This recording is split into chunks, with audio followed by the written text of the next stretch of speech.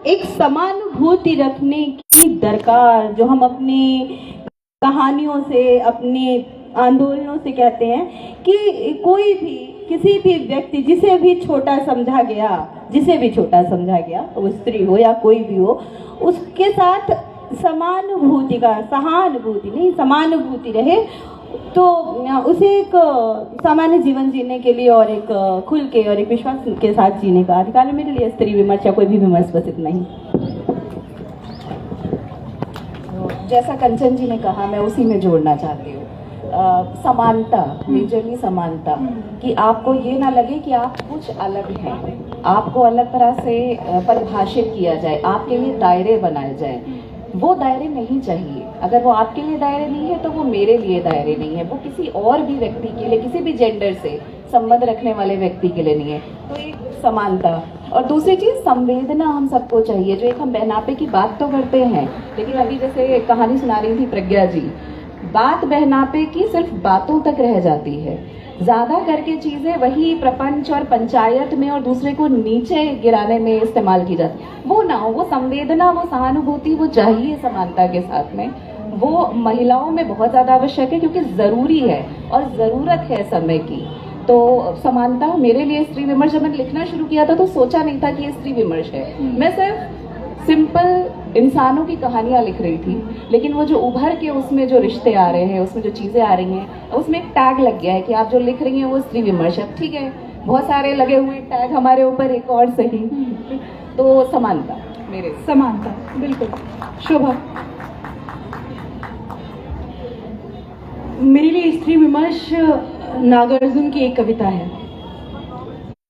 वो कविता की लाइन है कि कर गई चाक, तिमिर का सीना, जोत की फाक, वो तुम थी। मेरे लिए स्त्री विमर्श निराला है, जिन्होंने लिखा कि वह तोड़ती पत्थर। मेरे लिए स्त्री विमर्श रविन्द्रनाथ टैगोर हैं, जिन्होंने अपने उपन्यासों में स्त्री के संवेदनशीलता को इतने महीन तरीके से उस दौर में रख दिया था जिस दौर में वो शायद विक्टोरिया ओकाम्पो से मिले थे। हम सब जानते हैं रविन्द्रनाथ टैगोर एक उपन्यासकार थे, कहानीकार थे, बांग्ला गीत लिखते थे। महात्मा गांधी उनको अपने सभाओं से कहते थे कि हिंदुस्तान में जो सबसे ज़्यादा मेरा पसंदीदा साहित्यकार है वो रविन्द्रनाथ टैगोर है। तो निराला उठकर खड़े हो जाते थे, कहते थे कि महात्मा गांधी बताइए आप क्या अच्छा हिंदी पढ़ने वाला कौन है, और मैं अपनी किताबें भेज रहा हूँ, और आप ऐसे कैसे बोल सकते हैं कि रविन्द्रनाथ टैगोर आपका प्रिय साहित्यकार है। तो मेरे लिए स्त्री विमर्श गांधी भी हैं, क्योंकि कस्तूरबा गांधी से अगर हम परिचित नहीं हो पाते। मेरे लिए स्त्री विमर्श रेणु है, उनकी तीसरी कसम मेरे लिए स्त्री विमर्श है। मेरे लिए स्त्री विमर्श गीत चतुर्वेदी है, जो जब भी कहते हैं कि लौटकर वापस कोई आना चाहे तो उसको आने देना भी प्रेम है। मेरे लिए स्त्री विमर्श वो तमाम पुरुष हैं जो स्त्री विमर्श की सिर्फ बात नहीं कहते, स्त्री विमर्श को जीते हैं, और वो जब भी किसी स्त्री से बात करते हैं उनके भीतर वो इस तरह से प्रवेश करते हैं जैसे वो मंदिर में प्रवेश करते हैं। तो मेरे लिए स्त्री विमर्श है। जैसा कि हमने शुरुआत में कहा कि हर एक का नारीवाद अलग है, हर एक का स्त्री विमर्श अलग है। तो ये बहुत खूबसूरत सी बातें हमें आप तीनों से निकल कर आई हैं। लेकिन एक बात पूछना चाहूँगी, 2023 में चल रहे हैं हम, और समानता की बातें बहुत मुखर तौर पर कही जा रही हैं, हो रही हैं। जब किसी चीज़ की, मुझे लगता है कि अगर हम खाने का खाली जिक्र करते हैं तो तब जब बहुत भूख लगी होती है ना, जब बहुत भूख लगती है तो हम खाने की बातें करते हैं कि फला जगह खाना बड़ा स्वाद मिलता है। स्त्री विमर्श की ज़रूरत क्यों है? स्त्री विमर्श की ज़रूरत, एक बहुत सिंपल सा सवाल है कि शोभा आपसे शुरुआत करेंगे कि स्त्री विमर्श की ज़रूरत क्यों है? 2023 चल रहा है। स्त्री विमर्श की ज़रूरत इसलिए है कि मेरे बगल जो वनीता जी बैठी हैं, इन तीनों वक्ताओं में सिर्फ इनके परिवार से एक पुरुष आए हैं जो कि इनके पिता हैं, मेरे सामने बैठे हैं। मेरे परिवार से कोई पुरुष नहीं आया मुझे सुनने के लिए, मेरा मनोबल बढ़ाने के लिए। कंचन के परिवार से मुझे लगता है मित्र आए होंगे, लेकिन इनका कोई सगा भाई, इनके पिता, इनके चाचा, इनके फूफा, इनके मौसा, इनके जो तमाम स्त्रियां हैं, उनके जेठ, उनके देवर, वो नहीं चाहते हैं जब एक स्त्री लेस्बियन विमर्श पर बोलती है, गे विमर्श पर बोलती है, LGBTQIA+ विमर्श पर बोलती है, अपनी सेक्सुअलिटी को लेकर बोलती है, अपनी इंडिविजुअल आइडेंटिटी को लेकर बोलती है, तो क्यों सिर्फ नीतीश जी के पिता सामने नजर आते हैं, हम सबके पिता और भाई क्यों नहीं नजर आते? इसलिए स्त्री विमर्श की आवश्यकता है। इसमें मैं एक चीज़ बहुत उससे जोड़ना चाहती हूँ कि मेरे पिताजी यहाँ पे बैठे हुए हैं। मेरी अभी जो दूसरी किताब आई है उसका नाम है दरकते दायरे। ये जो किताब है ये होमोसेक्सुअलिटी इन विमेन के ऊपर है, क्योंकि हम बहुत सारी चीज़ों के ऊपर बात करते हैं, लेकिन हम बॉलीवुड में भी देखते हैं गे मेन का चित्रण होता है, पर जब लेस्बियन की बात आती है तो वो एक कोई सरफिरी सी औरत होती है जो किसी दूसरे औरत के प्रेम में पागल होती है और उसको पाने की चाह में वो उसका जीवन ध्वस्त कर देती है। उसके अलावा हमने प्रेम की तरह प्रेम को होमोसेक्सुअलिटी में नहीं देखा। तो जब मेरे पिताजी ने ये किताब पढ़ ली तो वो मेरे पास में दिल्ली आए और उन्होंने कहा मुझे बहुत अच्छी लगी और पूरा मुझे मोहल्ले का चित्रण ये वो सब समझ में आ रहा था और बहुत अच्छा था। लेकिन ये क्या था, कैसे एक लड़की को एक लड़की से इतना प्रेम हुआ कि वो और कुछ नहीं समझ पाई, उसने अपना जीवन पूरा उसमें बिता दिया। तो फिर हमने बैठ के पूरी जेंडर्स के ऊपर बात करी, हमने होमोसेक्सुअलिटी के ऊपर बात करी और उनको वो कहानी पूरी तरह से समझ में आई। तो मैं चाहती हूँ ये वातावरण ये मुझे मिला है जहाँ पर अगर उन्हें कुछ समझ नहीं आया तो वो आज इस उम्र में मुझसे पूछ रहे हैं। जब मुझे समझ नहीं आता था तो मैं उनके पास जाती थी और मैं पूछ सकती थी, ये आज़ादी मेरे पास में थी, ये सुविधा मेरे पास में थी कि मैं अपने पिता से बात कर सकूँ। तो इसलिए स्त्री विमर्श, क्योंकि ये ज़रूरत है और बहुत सारे लोगों को ये नहीं मिलता है, ये माहौल अधिकांश को नहीं मिलता है। मैं स्त्री विमर्श की ज़रूरत की बात करूं, इससे पहले शोभा का जवाब दे दूं कि मेरे साथ अकेले मैं इसलिए आई हूं, मेरे साथ कोई पुरुष इसलिए नहीं आया क्योंकि मैं यहाँ किसी पुरुष के साथ रहती नहीं हूँ। मेरा पूरा परिवार कानपुर में रहता है। अगर ये प्रोग्राम लाइव होता तो मेरा पूरा परिवार देख रहा होता, मेरे चाचा, मौसा, फूफा। मैं बड़ी पब्लिकली लिखती हूँ सब कुछ और पूरा खानदान उस पे है। तो ये तो एक अलग बात हो गई, हमें इंडिविजुअल बातें करनी भी नहीं है कि मेरे साथ। अच्छा, स्त्री विमर्श सबसे पहले अच्छी बात ये निकली, अच्छा हुआ कि ये बात निकली कि मेरे, क्योंकि बात क्या होती है, बहुत बार जिस बहनापे की हम लोग बात कर रहे थे उस बहनापे से अलग होके हम स्त्रियां ही कहती हैं कि मेरे भैया तो ऐसे नहीं है, मेरा पति तो ऐसा नहीं है। एक्चुअली ऐसा नहीं है कि हमारा पति जैसा है, हमारा भाई जैसा है। क्योंकि मुझे अच्छा, मैं हमेशा इस बात की बात करती हूँ कि मेरे साथ तो चीजें सही हो गई हैं।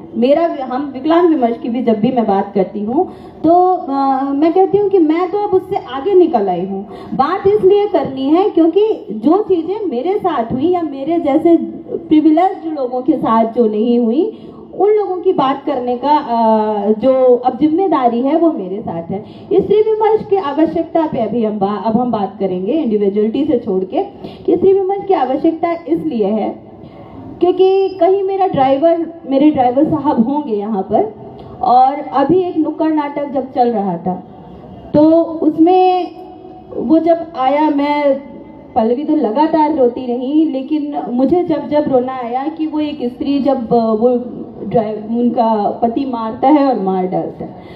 मुझे कहीं बहुत दूर नहीं जाना पड़ा, मुझे अपने ड्राइवर की याद आई। मैं सोच रही थी कि ये देख रहे हैं कि नहीं देख रहे हैं, क्योंकि ये हमारे अगल बगल की घटनाएं हैं। ये स्त्री, इन्होंने कोई किताब नहीं पढ़ी है, ये रोज मेरे साथ चलते हैं और ये मेरे फोन पे बहुत सारी बातें सुनते हैं ये लोग, ये भी, लेकिन इन्हें लगता है कि ये बातें मतलब मैडम जी यहाँ कर रही हैं, ठीक है, कहीं सुन रहे होंगे, अपनी पत्नी के साथ ये दोबारा वैसे ही हो जाएंगे, या ये नहीं, ये तो मेरी, चलिए मतलब शायद मैं बोल सकती हूँ तो बोल दिया। और बहुत सारे लोग जो हमारे इर्द गिर्द होते हैं वो इसी तरह की बातें, मैं यहाँ जो कुछ भी करूँगी, लेकिन मेरे ही इर्द गिर्द मुझे मालूम होगा कि मेरे घर में एक ऐसा पुरुष होगा और उसको आने पर मैं चाय भी दूंगी और उससे बोलूंगी कि तुम ऐसे ही हो, अब ऐसे कहाँ चलता है।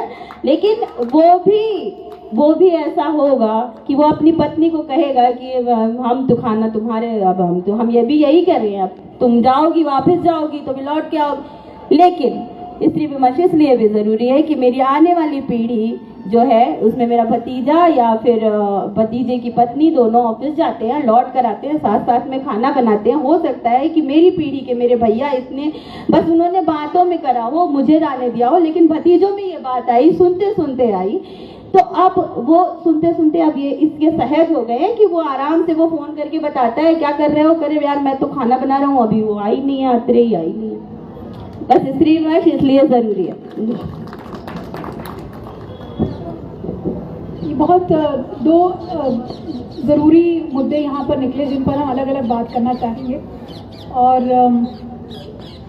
पहला तो जो आपने कहा कंचन जी कि जब वो भतीजा है या उसकी पत्नी है या कोई भी जो नई उम्र की औरतें हैं, कोई भी है जो कामकाजी औरतें हैं जो बाहर जा रही हैं, क्या ऐसा नहीं हुआ है बीते कुछ दिनों में कि स्त्री विमर्श के नाम पर हमने स्त्रियों के ऊपर एक खास किस्म का प्रेशर डाल दिया है, जहाँ पर वो स्त्री, जब हम दिखाते हैं एक सशक्त स्त्री को का हम चित्रण करते हैं, तो उसका जो पारंपरिक रोल है, जो जहाँ पर वो बच्चों को संभालती है और घर संभालती है, जो मुझे लगता है कि बहुत ज़रूरी है, मैं बिल्कुल उसको ना नज़रअंदाज करना चाहते हैं, क्योंकि प्रकृति का जो बैलेंस है वो तभी बनेगा क्योंकि वो जननी है।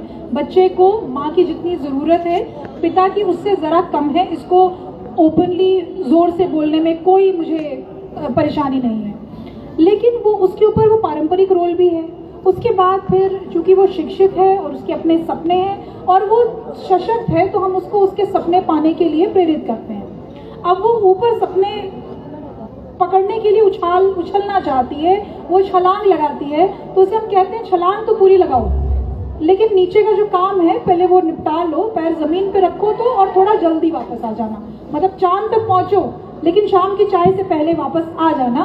तो ये वाला जो प्रेशर हमने डाला हुआ है विमर्श के नाम पे या सशक्तिकरण के नाम पे, उस पर मुझे ज़रा सी टिप्पणी चाहिए आप लोगों से। पहले मैं ही बोल लूँ।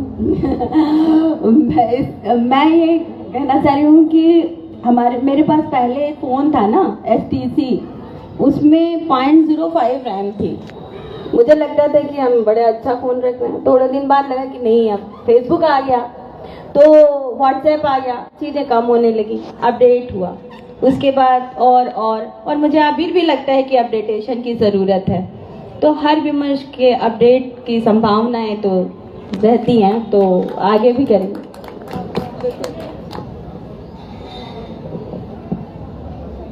सवाल क्या था, मैं भूल गई। सवाल, आसमान चांद छूने के लिए जाओ लेकिन शाम की चाय से पहले घर आओ, ये जो प्रेशर है पूरे तौर पे है, लेकिन मुझे लगता है कि ये काफ़ी हद तक बहुत लोगों ने अच्छे से हैंडल कर लिया है। अगर मैं अपने साथ वालों की बात करूं, जो बहुत सारे लोग और यहाँ पर हैं जो जॉब्स करते हैं, जो बाहर निकल के आए हैं, जो एक इवेंट में आए हैं, उन्हें पता है कि उनके घर में एक पुरुष या एक कोई व्यक्ति ऐसा है जो उनके पीछे से वो मोर्चा संभाले हुए है। तो ऐसा नहीं है, साथ मिलने लगा है, बेहतर साथी मिलने लगे हैं। तो ये जो कवायद थी कि आपका ही पैर ज़मीन पे रहे, वो थोड़ी सी हट गई है, क्योंकि उसमें क्या था, आप सीमित थे कि आपका पैर ज़मीन पे रहे और आप हाथ ऊपर उठाएं तो आप एक लिमिट तक पहुंच पाते थे। अब आपके पास में एक ऐसा व्यक्ति है जो उस ज़मीन को पकड़े हुए है जब आप दूर हैं, और आप उसकी जगह पे फिर वैसा ही करते हैं। तो ये जो रोल रिवर्सल्स हैं, ये नई जनरेशन में देखने को मिल रहे हैं। और ये जो पिछले हमारे साहित्यकारों ने लिखा, लोगों ने स्त्री विमर्श किया, उसी का नतीजा है कि आज की तारीख में बहुत सारे ऐसे पुरुष हैं, ऐसे बहुत सारे जीवन साथी हैं जो अपनी संगतियों का साथ देते हैं और खूबसूरती से देते हैं। तो चांद तो खैर छूना है, लेकिन मुझे ऐसा लगता है मैं बहुत सारी जगहों में चूक जाती हूँ एज अ वुमेन। जो एक प्रेशर की आप बात करते हैं, मैं लेती नहीं हूँ प्रेशर बहुत सारा, पर जैसे बच्चे पढ़ाने हैं फॉर एग्जाम्पल, इतनी सारी चीज़ें होती हैं, आपके पास में जॉब है, किताबें हैं, मैं अक्सर अपने बच्चे नहीं पढ़ा पाती हूँ। फिर मैं अपनी भाभियों को देखती हूँ कि वो कितनी समर्थ हैं, नौकरी भी करती हैं, बच्चे भी उनके फर्स्ट आ रहे होते हैं। तो कहीं ना कहीं आप अपडेट खुद को कितना भी करें, पर कुछ ना कुछ होता है, बहुत पकड़ने के उसमें रह जाता है। तो उसके लिए वो कमी पूरी करने के लिए परिवार लगता है, लोग लगते हैं।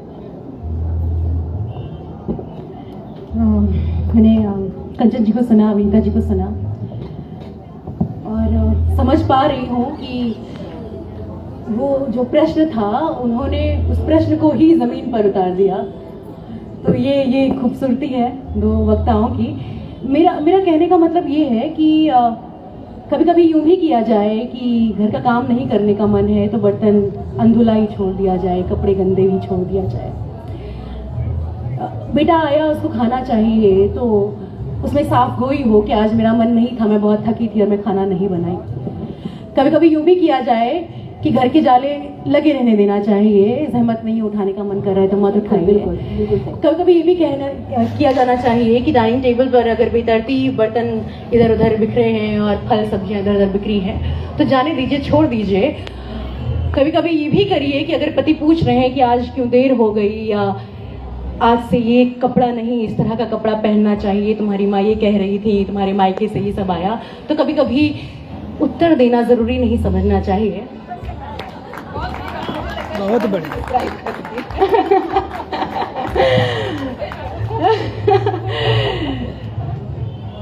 कुल मिलाकर सारा लबोलिया ये है, do not follow any rat race. Exactly, बिल्कुल सही।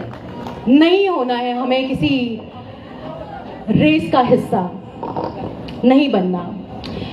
स्वावलंबन का जो पहला पाठ हमने पढ़ा था, छोटी छोटी पुस्तिका आती थी, गुजरात का एक बहुत पुराना पब्लिकेशन है, निशा जी जानती होंगी, विद्या पब्लिकेशन आता था, कमल पब्लिकेशन आता था, एक अक्षर प्रकाशन तो बहुत बाद में आया, बहुत पहले से तमाम प्रकाशन आते थे, तो छोटी छोटी पुस्तिका आती थी, स्वावलंबन क्या है ना। तो गांधी जी की जिद होती थी कि जो भी रहेगा उनके प्रेमाइसेस में वो अपना सारा काम खुद करेगा। तो अगर आपका बेटा अपनी बहन के आने पर एक मशीन है जिसको बस ऐसे टैप करना है और कुएं में से पानी नहीं निकालना है, नल नहीं चलाना है, टैप करके उसने गिलास में पानी लेकर अपनी बहन को दे दिया, just chill, let's have a drink of water. So do not follow any rat race. कभी कभी सब कुछ जाने देना भी जिंदगी जीना होता है। सो लिव योर लाइफ जो आज है। आराम करना भी सीखना चाहिए हम स्त्रियों को, क्योंकि हम स्त्रियां जो है ना वो पृथ्वी हैं। नदी भी बह रहा है, वॉल्केनो भी फूटता है, पेड़ भी उग रहे हैं, कैक्टस के भी पेड़ उग रहे हैं, देवदार के भी वृक्ष उग रहे हैं, सेमल के भी फूल उग रहे हैं, कमल भी कीचड़ में उग रहा है। हम स्त्रियां पृथ्वी हैं। रेगिस्तान भी है, बंजर जमीन भी है, जहाँ पर अरहर की दाल बोई जा सकती है वो भी है, जहाँ पर मूली बोई जा सकती है वो भी है। हमें भी सांस लेना है, इस चीज को महसूस करना है। तो कुल मिलाकर do not follow any rat race. हाँ, ये बात अभी थोड़ा सा मैं भी इसी में विनीता की बात पे कि हम फिर से इसी पे आ गए कि हमारे यहाँ तो ऐसा होता है। एक्चुअली हमारे यहाँ जो होता है, और ये चंद हमारे साथ की जो स्त्रियाँ बैठी हैं, इसी से स्त्रियाँ नहीं बनती हैं। असल बात सच में ये है कि स्त्रियों पर एक दबाव है। हम बातें भले बहुत स्वप्निल कर लें, लेकिन स्त्रियों पे दबाव है कि अगर वो लड़के, मतलब उनकी डिमांड है, मैं तो उनकी डिमांड है कि वो ऐसी लड़की हो जो पढ़ी लिखी हो, क्योंकि एक तनख्वाह से काम नहीं चलना आजकल, तो 2 तनख्वाह है, लेकिन ये वाले काम बटे, लेकिन ये वाले काम नहीं बटे कि अब हम चल के अब हम खाना बनाएंगे, अब यही होगा। तो ये तो है, ये मतलब इससे मना नहीं किया जा सकता। अगर हम लोग प्रिविलेज्ड हैं, इसका मतलब ये नहीं है कि पूरी दुनिया ऐसे चल रही है, लेकिन हाँ, स्त्री विमर्श की आवश्यकता, स्त्री की बातें, हमारी कहानियां ही इसी पे हैं कि धीरे धीरे इन चीज़ों से ये वाली पर्दे खुलें। और वो कंचन जी की बात, शुक्रिया कि आप वापस वहाँ पर लेकर के आई, क्योंकि जब हम ये बात कर रहे हैं तो कहीं ना कहीं हमें ये बात समझने की ज़रूरत है कि हम जितने चेहरे यहाँ सामने देख रहे हैं, या इनफैक्ट अगर हम फेसबुक, सोशल मीडिया के दौर में हम रहते हैं, और एक सोशल मीडिया का हम सबका एक अपना दायरा है, तो उसने एक अपर लिमिट 5000 की दी हुई है। हालांकि 5000 लोगों को याद रखना आसान नहीं है, लेकिन फिर भी अगर हम मान लेते हैं कि वो 5000 का दायरा है, तो हम जिन स्त्रियों की बात कर रहे हैं और जिन स्त्रियों की को ज़रूरत है विमर्श की, वो उस 5000 के दायरे के बाहर वाली है। बिल्कुल एग्री। और जब हम कामकाजी स्त्री की बात करते हैं तो चूंकि हम चाहते हैं कि हम आपस हमारी घर वाली बात ना हो, लेकिन कामकाजी स्त्री तो वो भी है ना जो कामगार है, जिनकी वजह से हम काम कर पे आते हैं। बिल्कुल बिल्कुल, जिसकी वजह से ये सुबह ऑफिस जा पाती है, वो स्त्री कामकाजी है और वो सुबह आती है। अब सोचिए सुबह 7 बजे, उसकी रिपोर्टिंग 6:30 बजे है। उसकी रिपोर्टिंग कुछ घरों में 6:30 बजे है और 2 टाइम रिपोर्टिंग है, और वो करने के बाद और उसका कोई सैटरडे संडे नहीं है। क्रिप करके अगर हम वो महीने के 3 संडे लेती है तो वो भी हम अपने आप को बहुत तसल्ली देते हैं कि हम कितने जेनरस हैं। बिल्कुल, हम स्त्रियां कितनी जेनरस हैं कि हमने अपने साथी जो कामगार स्त्री है उसको महीने के 3 छुट्टियां दी हैं। क्या स्त्री विमर्श की जरूरत स्त्रियों को नहीं है? स्त्रियों को स्त्री विमर्श की जरूरत सबसे पहले स्त्रियों के भीतर की में विमर्श की जरूरत है। वाह, बिल्कुल सही। इस पर मैं आपसे, विनीता जी प्लीज। मैं जैसे इसमें बेहया का एक वो एग्जाम्पल देना चाहूँगी। मेरी जो पहली किताब थी उसमें से अभी मेरा एक इंटरव्यू आया कुछ दिनों पहले जो लल्लन टॉप पे आया। उससे क्या हुआ कि बहुत सारे ऐसे लोगों तक वो बात और वो कहानी पहुंच गई जो वही कह रहे हैं हम कि 5,000 की लिमिट के बाहर वाले लोग हैं। मेरे पास में ईमेल्स आ रहे हैं, कॉल्स आ रही हैं उन औरतों की जो 20-20 साल से शादीशुदा हैं, जो जीके के किसी बंगलों में रह रही हैं वो भी, जो गोरखपुर के किसी गांव में हैं वो भी, कोई वो जिसके 6 महीने हुए हैं शादी के और वो शादी के तीसरे दिन से पिट रही है और पढ़ी लिखी बीटेक लड़की है। तो ऐसा नहीं है जो हम एक सोचते थे स्त्री विमर्श में कि जब औरतें अपना धन कमाने लगती हैं तो वो स्वावलंबी हो जाती हैं। ऐसा नहीं होता है। बहुत सारी स्त्रियां जो अपना धन कमा रही हैं, चाहे जो हमारे घर में काम करने आ रही है वो भी अपना धन कमा रही है, लेकिन क्या वो सही मायने में स्वतंत्र या स्वावलंबी है? वो नहीं है। हमारे साथ में जो लोग काम करते हैं, मैं अक्सर इस चीज़ का एग्जाम्पल देती हूँ, MBA पढ़ी हुई लड़कियां जिनके पैकेजेस 2 लाख 3 लाख रुपए महीने के हैं, वो दिल्ली में रहती हैं, आती हैं, किसी पार्टी में जाना होता है पहले कपड़े चेंज करती हैं, पार्टी में आती हैं, फिर किसी दोस्त के घर या वॉशरूम में जाती हैं, फिर कपड़े चेंज करती हैं, सूट पहनती हैं या साड़ी पहनती हैं और फिर अपने घर जाती हैं। क्या फायदा है इस स्वावलंबन का, इस पैकेज का, इस प्रकार की स्वतंत्रता का, जहां पर आप अपनी मर्जी के कपड़े नहीं पहन सकते हैं? और ऐसा कुछ नहीं है कि कुछ बहुत इनडिसेंट पहन के जाना है सिर्फ इसलिए क्योंकि वेस्टर्न आउटफिट पहना है और किसी पार्टी में गए हैं, पर घर जाने के लिए वापस आपको सूट पहनना ही पहनना है। तो इसीलिए स्त्री विमर्श की आवश्यकता है कि ये जो चीजें बंधन है ये क्यों है? परिभाषाओं के अंदर जो कैद स्त्री है ऑलरेडी, परिभाषा है ही क्यों? मैं अलग हूँ, ये अलग है, ये अलग है, हर व्यक्ति अलग है, उसे एक परिभाषा में कैसे बांधा जा सकता है? और जो ये महानता की टॉक्सिसिटी है, महानता अपने आप में बहुत टॉक्सिक चीज है। आप महिला है, आपको त्याग करना है, आपको शुरू से सिखाया जाता है कि भैया आया है पानी दो, पापा आए हैं ये करो। तो ये टॉक्सिक है, ये हम शुरू से जो भर रहे हैं, प्रोग्रामिंग कर रहे हैं, ये महान बनने के चक्कर में अपना जीवन जो लोग खराब करते चले जाते हैं। और औरतें ही करती हैं क्योंकि वो शुरू, उनके दिमाग में ही आता है कि अरे हम कैसे बैठे हैं कोई घर में, खुद को गिल्ट लगता है हम बच्चा छोड़कर क्यों आए। ये टॉक्सिक है, इन चीजों के बाहर निकलना है। तो स्त्री विमर्श ये तो चलता रहेगा, लेकिन जो बाहर इस 5,000 की लिस्ट और फेसबुक और सो कॉल्ड जो हमारे एलीट क्लास हैं जो ऑलरेडी घर में ये सब चीजें कर रहे हैं, उससे बहुत अलग दुनिया है। उस लड़की की जो जेद्दा में नौकरी कर रही है, पर उसकी सास चाहती है कि वो नौकरी छोड़ के घर में रहे, इसलिए उसकी शादी नहीं चल पा रही है और वो समझ नहीं पा रही कि वो क्या करे। मैं रिलेशनशिप काउंसलर नहीं हूँ, लेकिन मैं सुनती हूँ, मैं लोगों से बात करती हूँ और मुझे जहाँ लगता है वहाँ पे मैं ठीक तरीके से उन्हें कनेक्ट कर देती हूँ। पर लोगों को बहुत मदद की जरूरत है और कोई सुनने वाला नहीं है, खास करके महिलाओं के साथ लड़कियों। माँ बाप ही नहीं सुन रहे, उन्होंने शादी कर दी, वो कहते छोड़ दो बेटा, शादी ज्यादा जरूरी है।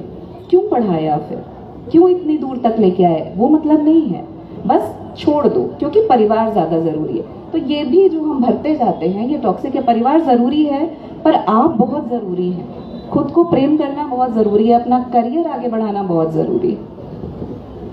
बात घूमकर वहीं पर आती है कि जो एक प्रेशर हमने डाला हुआ है वो सोशल प्रेशर भी है, वो इंडिविजुअल प्रेशर भी है, क्योंकि उसको खुद को साबित करना है, अपने लिए, अपने भीतर साबित करना है, क्योंकि हम उस गिल्ट से लड़ते हैं कि अगर कोई माँ अपने बच्चे को छोड़ करके 6 महीने बाद अगर जाती है, सारी तैयारी करके जाती है, या साल भर बाद अगर वो वापस नौकरी पे जाती है, तो उसके अंदर गिल्ट होता है। फिर उसको उस कैरिकेचर में भी फिट होना है। वो जो एक हमने एक स्ट्रक्चर बनाया हुआ है कि रोटी के ज्यामितीय से उसकी जो अच्छी स्त्री का पैरामीटर है वो तय होता है। अच्छी स्त्री बनना आसान नहीं है, क्योंकि अच्छी स्त्री का जो हमने खांचा बना हुआ है ना, वो इतना मुश्किल है कि उसमें फिट होते हुए आपको अपने सपनों के पंख उतरने पड़ेंगे। उसके बिना आप शायद उस अच्छी स्त्री के खांचे में फिट नहीं आ पाओगे। और टैग्स हमारे साथ रहेंगे। इस पर एक टिप्पणी और फिर हम दूसरा सवाल लेंगे। शोभा, ऋचा जी की कविता से मुझे याद आ रही है इसमत चुगताई, गलिहाफ याद आ रहा है, मुझे कृष्णा सोख्ती याद आ रही है, मित्रों मरजानी याद आ रहा है। तो वो तमाम बातें जब इन्होंने कहा कि रोटी का डायमीटर और रेडियस जो है उसका मेजरमेंट सेम होना चाहिए, उससे आपका आकलन किया जाता है, दरअसल वो सब कुछ याद आ रहा है जो अलमा कबूतरी में मैत्री पुष्पा जी ने भी जिस वर्ग का हिस्सा उठाया है। तमाम वो सारी चीज़ें जोड़कर मैं पहुंचती हूँ कि स्त्री विमर्श यानी कि तमाम तथाकथित मर्द को जिम्मेदार पुरुषों में तब्दील करना।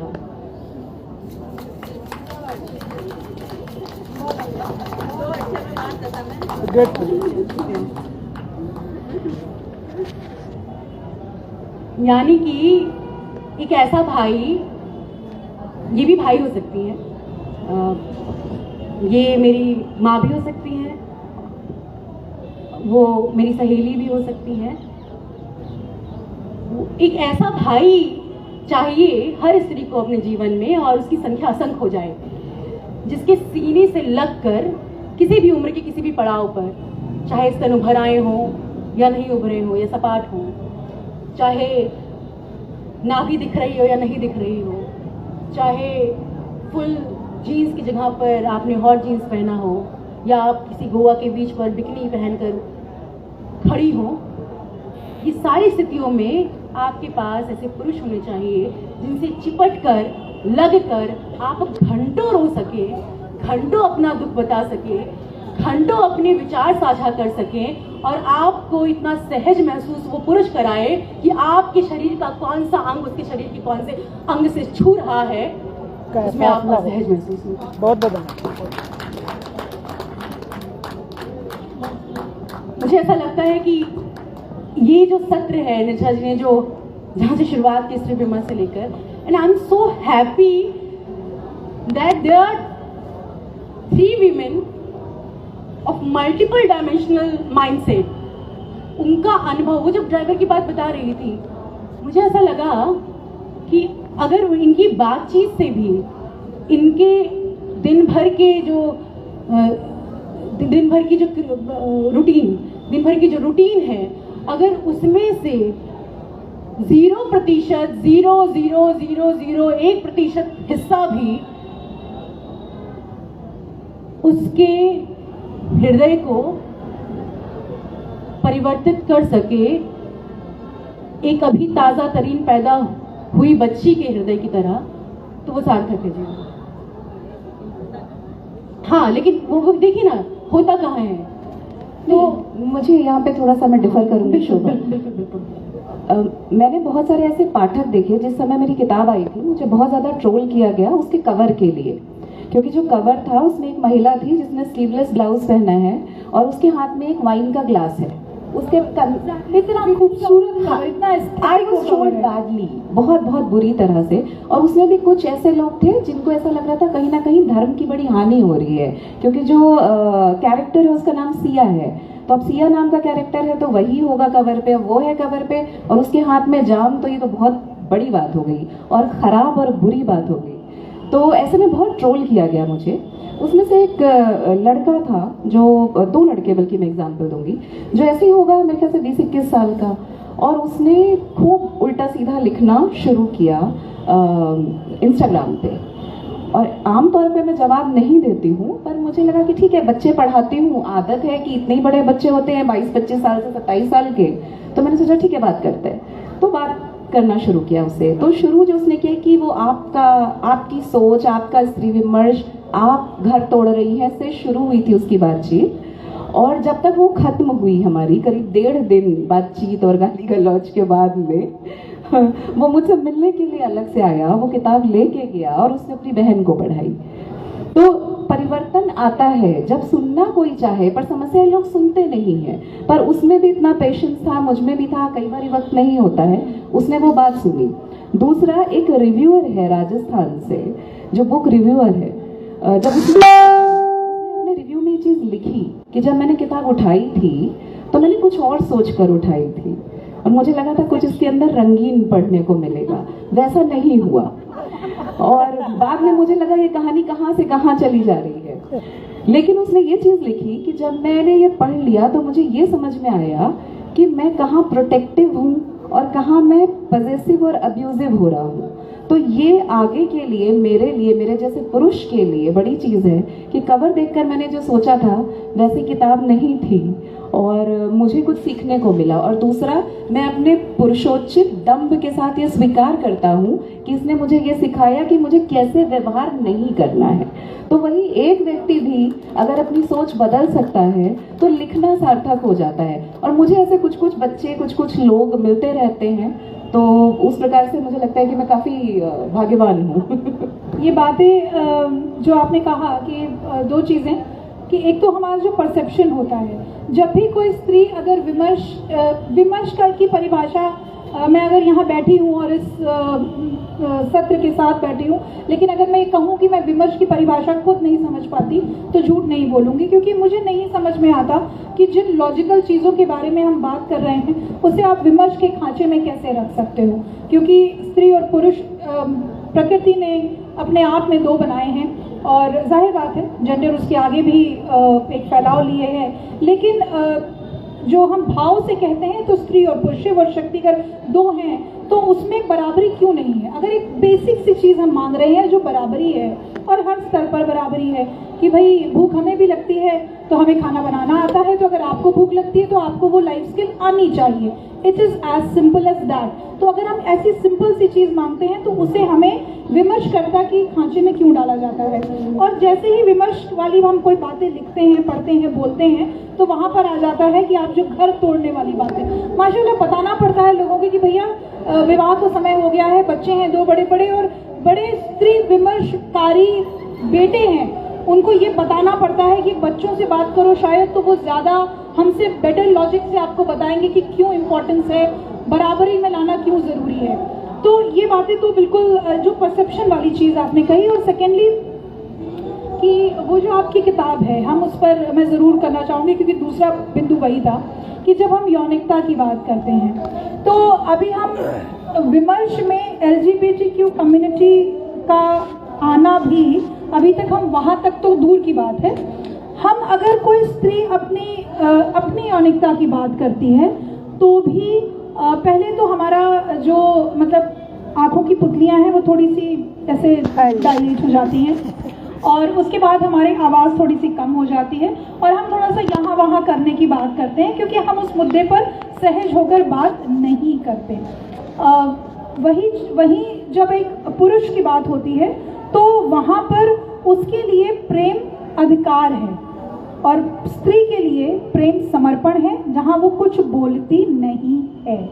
तो उसकी यौनिकता की बात जब हम लिखते हैं और ख़ास तौर पे जब हम लिख देते हैं उसकी इच्छाएं, उसके ख्वाब जब हम लिखते हैं, तो एक्सपीरियंस सबसे पहले तो विनीता आपने झलक दी थी, सबसे पहले तो हम आप ही से पूछना चाहेंगे, उसके बाद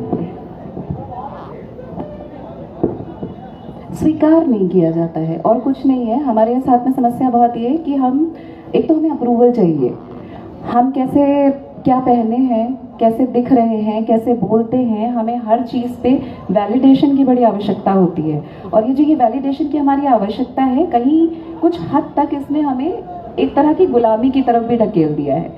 जब तक कोई और नहीं एक्सेप्ट करेगा आपको, आप उस चीज़ को सही नहीं मानते। स्वयं को तो एक्सेप्ट करें। समस्या यही है कि हम खुद को ही एक्सेप्ट नहीं करते।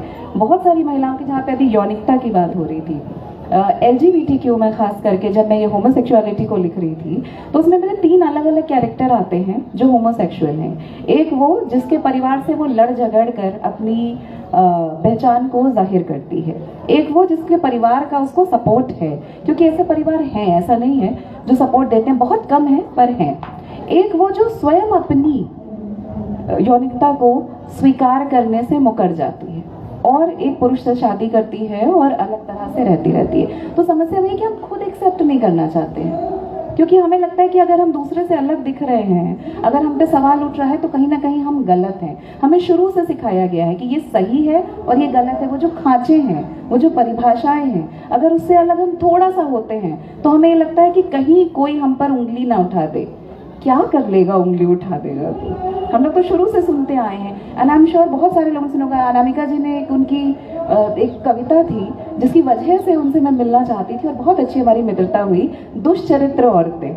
तो जो भी औरतें बोलती हैं, हंसती हैं, अपनी बात कहती हैं, लिखती हैं, साहित्य रचती हैं, वो दुष्चरित्र हैं। वो मान लिया गया है, हमने भी मान लिया है, हमने एक्सेप्ट कर लिया है। आप जो भी समझते हैं, आपके अप्रूवल के हम क्यों मोहताज रहे? क्या फर्क पड़ता है? कोई मुझे अप्रूव नहीं करता, क्या फर्क पड़ता है? लेकिन वो जो अप्रूवल, वो जो वैलिडेशन की अपनी चाह है, वो कहीं ना कहीं हमें पीछे घसीटती है। और अभी जैसे बेहया की बात कर रहे थे, 1 साल लगा जब बेहया को पढ़ के लोगों ने अपनी कहानियां बताना शुरू किया। अब दरकते दायरे को 5 महीने हो गए हैं, मेरे पास इनबॉक्स में कुछ वो लड़कियां आने लगी है जो अपनी बात कहना चाहती हैं, लेकिन अभी भी वो अपने ईमेल आईडी से नहीं लिख रही हैं, वो नया ईमेल आईडी बना के लिख रही हैं फ्रेश। यानी कहीं पर डर बाकी है, अपनी उस पहचान को जाहिर करने को लेकर कहीं ना कहीं डर अभी बाकी है। तो वो माहौल, हमें लगता है एज अ समाज हम वो माहौल देने में वो चूक रहे हैं कि कोई भी आए और खुलकर हमसे बात कहे और हम उस बात को समझें, बिना जज किए बात को समझें और बोल पाए। वो थोड़ी उसके लिए हिम्मत लगती है शायद। हम लोग थोड़े हैं बेहया किस्म के लोग, तो बोल लेते हैं। बहुत लोगों को थोड़ी ज़्यादा हिम्मत लगती है, तो वो आसपास लोगों का थोड़ा कर्तव्य बनता है कि थोड़ा पुश करें, वो आवश्यक है। Thank you so much Vinita. Kanchan ji, वही सवाल कि जब स्त्री यौनिकता की बात आती है तो जो आँखों की जो चमक, जो आँखों का जो डाइट हो जाती हैं, उनमें पुरुषों के साथ साथ स्त्रियों की आंखें भी होती हैं, तो उस पर कुछ कहें ज़रा। अब मैं जो मेरी कहानी तुम्हारी लंगी जो है, वो उसकी जो पात्र है कुब्जा, माइथोलॉजी में 2 पात्र ऐसे हैं, एक वो देविका स्वयं कुब्जा और एक शूर्पणखा, जिन्होंने अपनी यौनिकता तो जाहिर करना बहुत बड़ी बात है, बस उन्होंने सिर्फ अपनी तरफ से प्रपोज किया है, प्रणय निवेदन किया है और स्त्रीत्व के दायरे से इतनी बुरी तरह हटा दी गई है कि उनको, ये तो जो शूर्पणखा के साथ जो हुआ वो तो सबको ही मालूम है। हाँ, शूर्पणखा को तो नाक कान काट के मतलब भयंकर बेइज्जती और परिणाम इतना बड़ा युद्ध।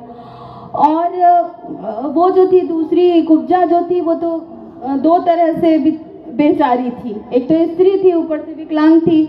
उसके बाद उसने मतलब इतना बड़ा उसने जुर्रत करी कि उसने फिर जो युग पुरुष थे कृष्ण, उनसे कहते कि मैं तुम्हारे साथ रहना है। अरे तो तुरंत ही राधा बहुत अच्छी, रुक्मिणी बहुत अच्छी, जितनी गोपियां थी बहुत अच्छी, कुब्जा अरे देविका, इसके 3 विकार थे, ये इसे थी ही, इसके कर्म ही ऐसे थे, इसको ऐसे ही होना था।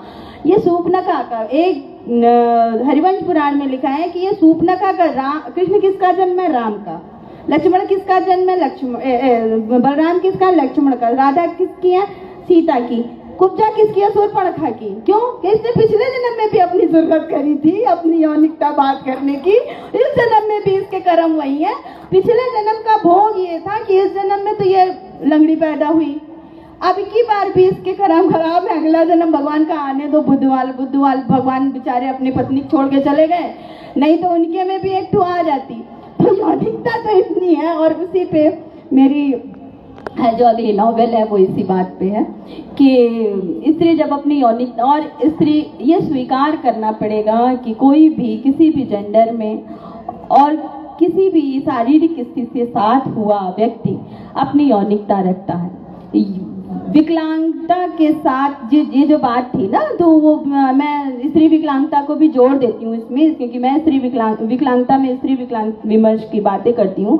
और मैं ये बात कहती हूँ कि बहुत बार इस चीज़ को तो मतलब बिल्कुल ही वैसे बोल दिया जाते हैं कि कहाँ शादी, कितनी जो भी हुआ कहाँ शादी वादी करेंगे, अब उनके साथ तो वैसे इतनी दिक्कत है तो उनकी शादी कहाँ करेंगे, अब रहेंगे हम लोग, रख लेंगे।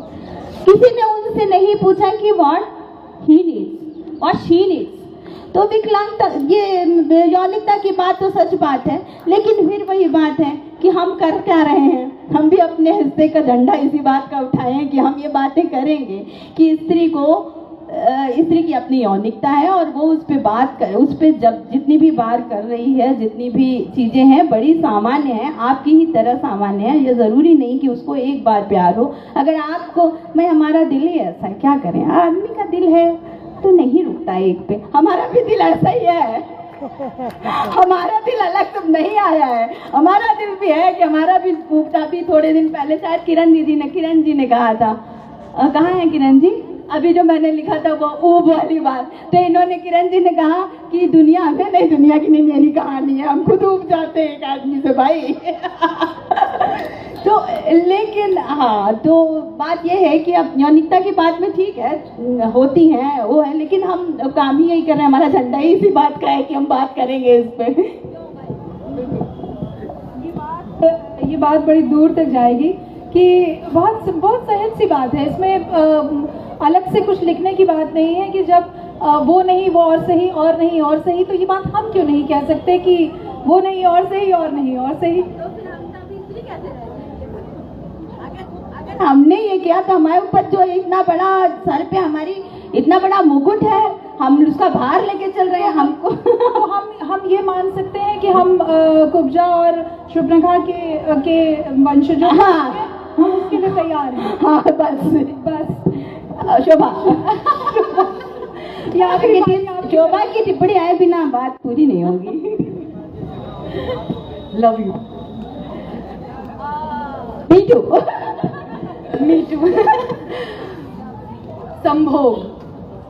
संभोग यानी सम मतलब साथ में, भोग यानी भोगना, साथ में भोगना यानी शरीर को साथ में भोगना, मन को साथ में भोगना, जो हम हैं अपने अस्तित्व को साथ में भोगना, वो क्या है, संभोग है, वो सेक्स है।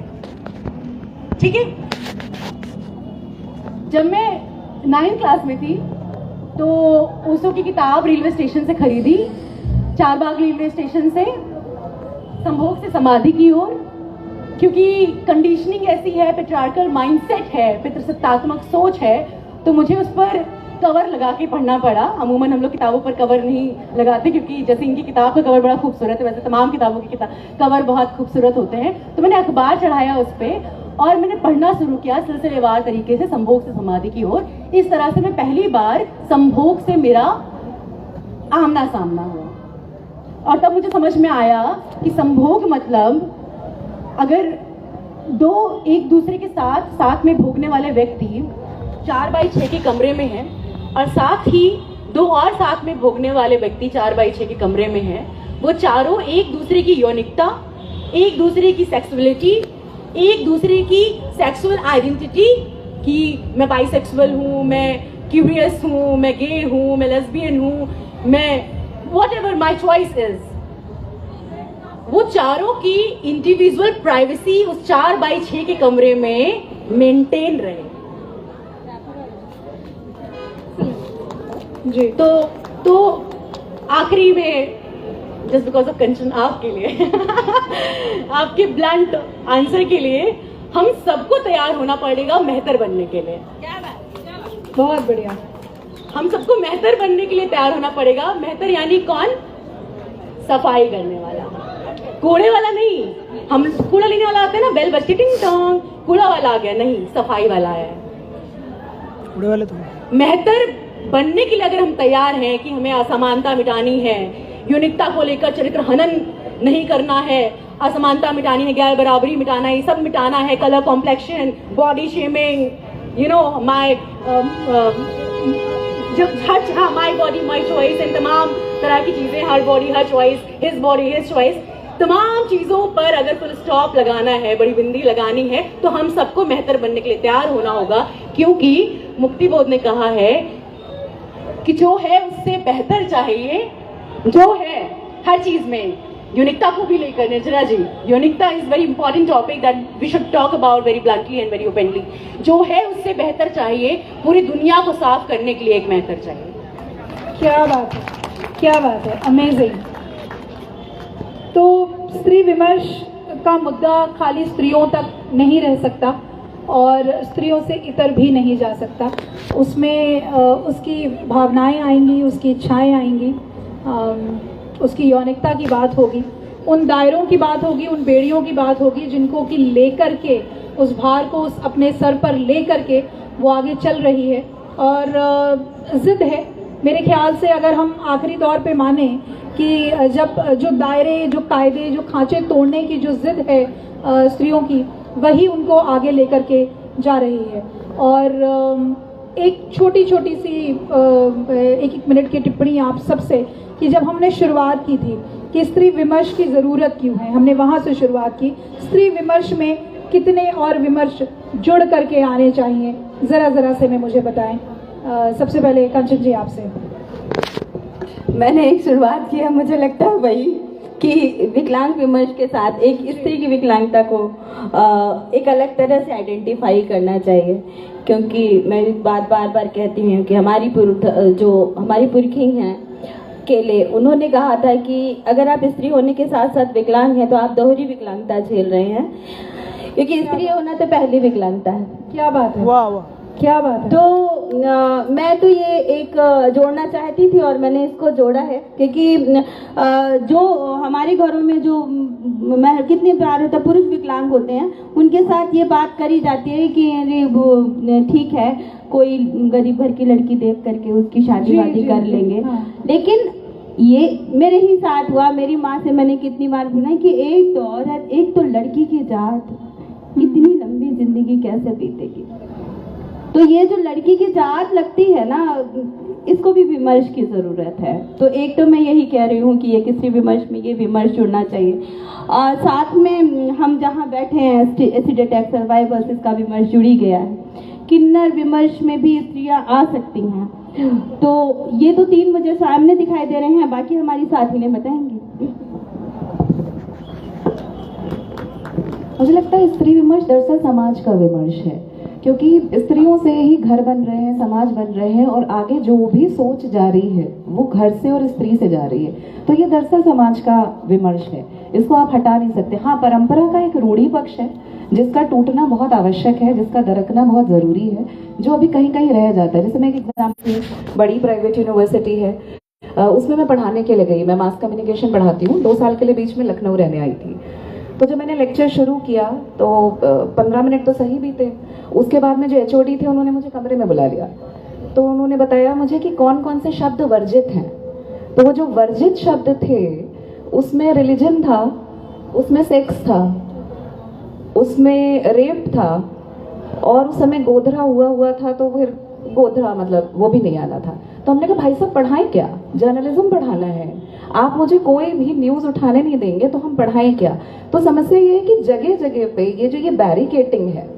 पढ़ाते समय जो नए बच्चे जर्नलिज्म पढ़ने आ रहे हैं उनके सामने भी आप सेक्स शब्द का प्रयोग ना करें।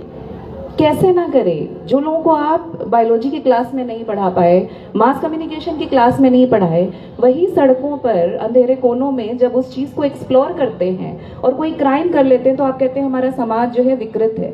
सोच हमारी विकृत है, क्योंकि बोलने में ही सारी गंदगी आ जाती है, करने में नहीं आती है। तो थोड़ा बात करना ज़रूरी है। बात करेंगे तो बात निकलेगी, बात निकलेगी तो बात सुलझेगी, आगे बढ़ेगी।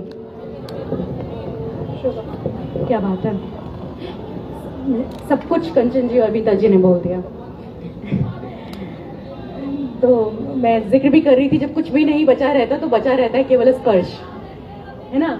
मैं जिक्र कर रही थी हमारे बहुत विनोद कुमार शुक्ल जी की ये है। तो स्त्री विमर्श को खत्म मैं कैसे करना चाहूंगी, इस सत्र को मैं कैसे खत्म करना चाहती हूँ, मैं कैसे खत्म करना चाहती हूँ, मैं इस तरह से खत्म करना चाहती हूँ कि हमारे इर्द गिर्द जो तमाम पुरुष हैं या तमाम स्त्री हैं या किसी भी सेक्सुअल आइडेंटिटी से आते हैं, वो अगर हमें सहज महसूस करा रहे हैं, हमें रिस्पेक्ट दे रहे हैं और हम उनको रिस्पेक्ट दे रहे हैं, एक सहज इन्वायरमेंट है जहाँ पर सारे टॉपिक्स को जिसको दरकिनार कर दिया जाता है, जिनको ब्लंटली बोल्डली बोलना आज एक बहुत बड़ी क्रांति रेवोल्यूशन है, वो सब हो रहा है सहज तरीके से। तो वो एक बदलाव है और ये बदलाव इसलिए स्वीकार करना चाहिए क्योंकि पैट्रियार्कल जो माइंडसेट है, पितृसत्तात्मक जो सोच है, वो आज की नहीं हजारों साल पुराने की है। अगर उस हजारों साल पुराने सोच में हम जैसे फूलपुर विधानसभा, थोड़ा सा पॉलिटिक्स आ गया, वो जहन में चलता रहता है सब कहानी किस्सा, फूलपुर विधानसभा से लोहिया जी भी लड़े और नेहरू जी भी लड़े। तो उस समय का दौर ये था राजनीति का, सर जानते होंगे उस समय राजनीति का दौर ये था कि नेहरू जी का कद इतना बड़ा था कि उनके पास गाड़ी थी, तमाम फॉलोअर्स थे, सपोर्टर्स थे, उस तरह से वो जाते थे। और लोहिया जो वो थे वो खाटी समाजवादी, उनके पास बैलगाड़ी ही होती थी लोगों की प्रचार प्रसार करने के लिए। तो एक साथ में खाना खाते थे। तो नेहरू और लोहिया जी साथ में खाना खाते थे। तो नेहरू जी कह देते थे यार ठीक है एक ही क्षेत्र से चुनाव लड़े, लेकिन तुम मेरी गाड़ी जो है प्रचार के लिए ले जाया करो। तो उन्होंने कहा नहीं, मैं नहीं ले जाऊंगा, ये मेरा चुनाव है और मेरे जो संसाधन है मैं उसी तरीके से जीऊंगा। तो उन्होंने कहा जीतोगे, नेहरू जी ने कहा कि जीतोगे तो हो नहीं। तो उन्होंने कहा जीतना मेरा मकसद है ही नहीं। मोनोपोली को, इस मोनोलॉग को लगातार नेहरू जी जीत रहे हैं, लगातार कांग्रेस जीत रही है। इस मोनोपोली पर दरार करना मैं चाहता हूं। तो अगर मैं नहीं जीतूंगा, लेकिन ये संदेश जाएगा कि नेहरू के सापेक्ष कोई खड़ा हो सकता है, वो लोहिया करके दिखाना चाहता है। तो पाकिस्तानी शायर हैं एक, इस विमर्श को मैं अभी खत्म करूंगी कि स्त्रियों को और वो तमाम पुरुष जो हमारे साथ बहुत पेश आते हैं, वो तमाम ये सारे लोग जो सर घूम रहे हैं, गोल्डन सूट में बहुत अच्छे लग रहे हैं, तमाम लड़के जिन्होंने परफॉर्मेंस की, आप जो वीडियो बना रहे हैं, जो कैमरा बना रहे हैं, मेरी वीडियो जो उतार रहे हैं, निमेश जी, सब तमाम सारे लोग, आपके पिताजी, ये सारे लोग जो हमें सहज महसूस करा रहे हैं, उन सबके लिए, उन तमाम लोगों के लिए पाकिस्तानी एक शायर हैं। और मैं जानती हूँ, ऑन कैमरा बोल रही हूँ कि शब्द इधर उधर होंगे, 4 पंक्तियां और वहीं पर मैं खत्म कर दूंगी। तहजीब हाफी नाम है उनका, पाकिस्तानी शायर हैं। वो कहते हैं कि मैंने उससे कब कहा कि वो मुझसे मोहब्बत करे, मैंने उससे कब कहा कि वो मुझसे मोहब्बत करे, मैं उसे नहीं पसंद तो मुझे खारिज करे, लेकिन मैं जिस तरह जीता हूँ उसके साथ जिंदगी, मैं जिस तरह गुजारता हूँ उसके साथ जिंदगी, चाहिए उसको कि मेरा शुक्रिया अदा करे। वाह क्या बात है, क्या बात है। मेरे ख्याल से इस सेशन का इससे खूबसूरत एंड नहीं हो सकता था। कुछ बातें जो हैं वो इस मुद्दे का अंत फिलहाल हमारी जीवन में नहीं है, क्योंकि बकौल UN ये बराबरी जिस स्पेस पे हम चल